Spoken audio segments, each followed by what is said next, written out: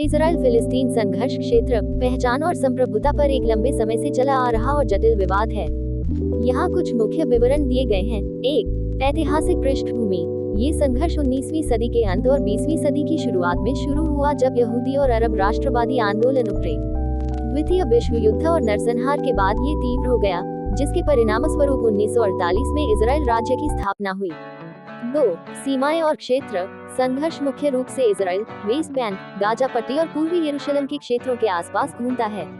Israeli और फिलिस्तीनी दोनों ही इन क्षेत्रों पर अपना दावा करते हैं। 3. शरणार्थी।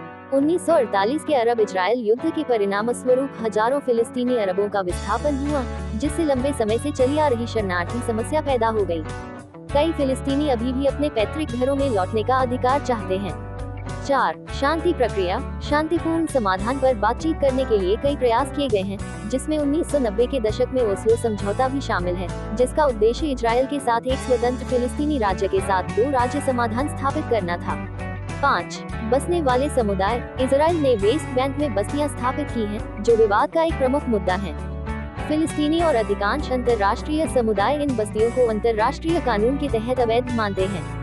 6. हिंसा और संघर्ष। इस क्षेत्र ने कई संघर्षों का अनुभव किया है, जिनमें 1948, 1967 और 1973 के युद्धों के साथ साथ समय समय पर विद्रोह, इंतिफादा और चल रही झड़पें भी शामिल हैं।